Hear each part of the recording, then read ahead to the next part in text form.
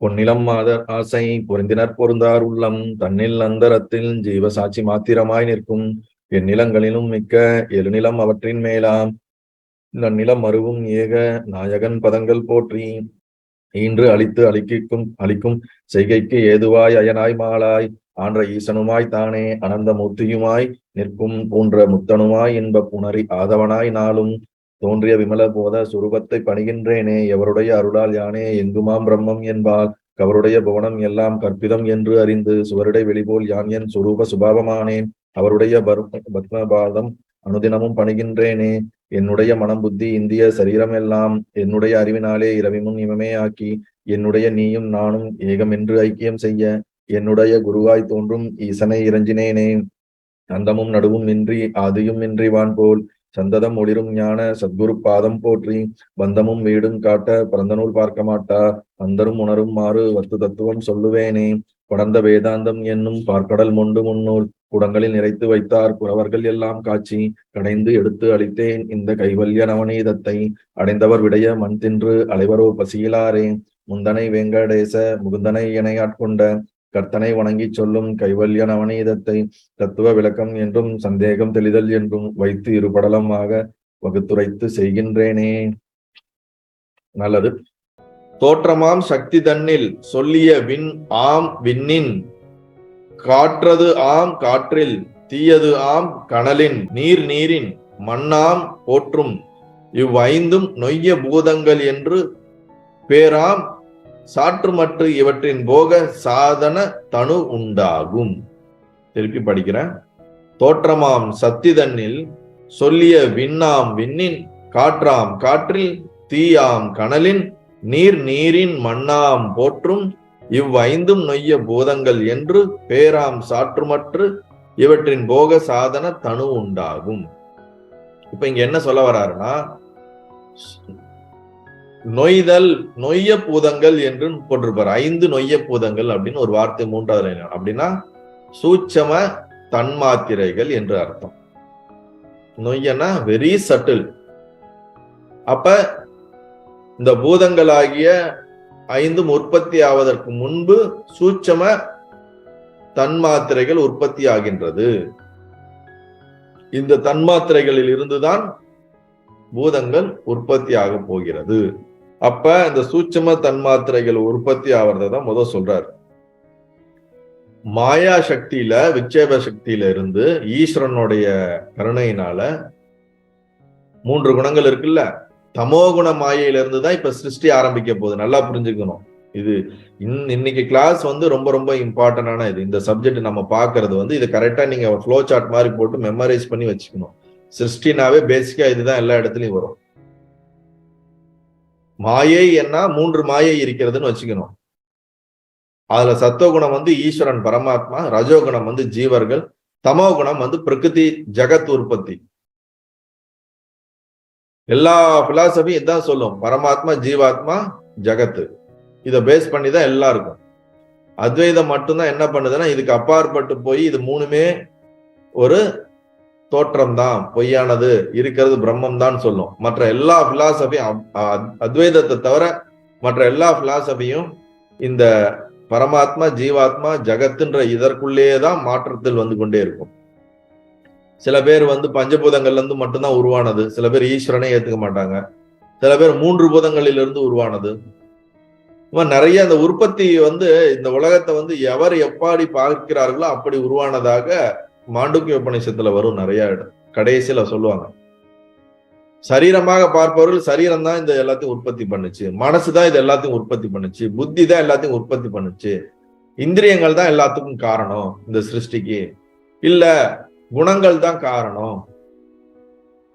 அததான் அதுல அழகா சொல்றாங்க. இந்த பிரம்மத்தை எவ்வாறு பாவனை செய்கிறார்களோ அவர்களின் பாவனைக்கு ஏற்ப இந்த சிருஷ்டி கிரமம் அவர்களுக்கு அமைகிறது, அவர்கள் அவ்வாறு உணர்கிறார்கள். இப்ப இங்க ஆச்சாரியார் எப்படி உற்பத்தி பண்றாரு? அவருடைய கற்பனை செப்பு கற்பனையினாலே ஜனித்தது அப்படின்னு சொல்றாருல, இங்க என்ன சொல்றாரு? 3 குணங்களிலே இவ்வாறாக பிரிக்கப்பட்டு இப்ப தமோ குண மாயையிலிருந்து சிருஷ்டி உருவாக போகுது. அப்ப தமோகுண மாயையில் இருக்கக்கூடிய சத்துவகுண அம்சத்தில் இருந்து, தமோகுண மாயையிலே 3 குணங்கள் இருக்கிறது. அதற்குள்ள சத்துவம், அதற்குள்ள ரஜஸ், அதுக்குள்ள தமஸ். அதுல சத்துவகுணத்திலிருந்து உற்பத்தி ஆவறதுதான் ஆகாசம், சப்த தன்மாத்திரை. அந்த சப்த தன்மாத்திரையில இருந்து அடுத்து உற்பத்தி ஆவறது ஸ்பரிசம், வாயு தன்மாத்திரை. அதனாலதான் இங்க போட்டிருக்காரு, தோற்றமாம் சக்தி தன்னில் சொல்லிய விண்ணாம் விண்ணின். அப்படின்னா என்னது? ஆகாசம் முதலில் தோன்றுகிறது, ஆகாச தன்மாத்திரை. அதிலிருந்து விண்ணின் காற்றது, ஆகாசத்திலிருந்து வாயு தன்மாத்திரை தோன்றுகிறது, ஸ்பரிச தன்மாத்திரை. ஸ்பரிசம் தான் அந்த வாயுக்கான குணம். அதற்கடுத்து என்னது? காற்றில் தீயாம், வாயு தன்மாத்திரையிலிருந்து அடுத்து அக்னி தோன்றுகிறது. அக்னியிலிருந்து அடுத்து நீர், நீரிலிருந்து அடுத்து மண். இதெல்லாம் நம்ம பார்க்கிற இந்த பஞ்சபூதம் கிடையாது, சூட்சம பஞ்சபூதங்கள், தன்மாத்திரைகள். ஆகாசத்துக்கு என்ன குணம் இருக்குது? சப்தம் தான் அதுக்குடைய குணம். வாயுக்கு 2 குணம் இருக்கிறது, சப்தமும் இருக்கிறது, ஸ்பரிசமும் இருக்கிறது. காற்றை நம்மால் உணர முடியும் ஸ்கின்ல. அதே மாதிரி காற்றுக்கு சப்தம்ங்கிறத தன்மை இருக்கிறது. அப்ப ஆகாசத்துக்கு சத்வ ரஜஸ் தம 3 குணமும் அதோடு சேர்ந்து சப்த குணம் 4 குணம் இருக்குது மொத்தம். அப்படிதான் நீங்க எடுத்துக்கணும். எல்லாத்திலயுமே 3 குணம் இருக்கும். 3 குணம் இல்லாம எந்த ஒரு சிருஷ்டியுமே இருக்காது. அதோட விகிதாச்சாரம் மாறுமே தவிர மலின சத்துவமா, சுத்த சத்துவமா, அசுத்த சத்துவமா, ரஜோகுணம் அதிகமாகவோ கம்மியாகவோ இதுலதான் மாற்றம் இருக்கு. இப்ப இதுல நம்ம தமோகுண மாயையில சத்துவகுணம் என்று சொன்னாலும் சத்துவகுணத்துக்குள்ள கொஞ்சமாச்சு அதுல என்ன இருக்கும்? ரஜோகுணம், தமோகுணம் இருக்கும். அப்படி பார்க்கும்போது இந்த ஆகாசம் அப்படின்னு சொல்லும் போது ஆகாச பஞ்ச தன்மாத்திரையில இந்த 3 குணமும் இருக்குது, சப்த குணம் 4வது குணம் இருக்கிறது. இப்ப அதுக்கு அடுத்து வாயு தன்மாத்திரை வந்தோம்னா சத்வ ரஜஸ் தமசுன்னு இருக்கிறது, ஸ்பரிசம், சப்தம், மொத்தம் எத்தனை? 5 குணம் ஆகிறது. அக்னி தன்மாத்திரைக்கு வந்துட்டோம்னா ரூபம், அக்னியோட இது என்னது? ரூபம். ரூபம் இருக்குது, ஸ்பரிசம் இருக்குது, சப்தம் இருக்குது. அக்னி என்ன பண்ணும்? அது நமக்கு அது எரியும் போது ஒரு ரூபம் இருக்குது, வெடிக்கிற சத்தம் இருக்குது, அதை தொட்டா நமக்கு ஸ்பரிசமும் நம்மால் ஃபீல். இந்த 3 குணமும் இருக்கிறதுனாலதான் அதோட 3 சத்துவ ரஜஸ்தம் 6 குணம் ஆயிடுது. நீருக்கு ரசம் என்ற குணம் சேருது, டேஸ்ட். அப்ப அது 4 குணமும் இந்த 3 குணமும் மொத்தம் 7 குணம் ஆகிறது.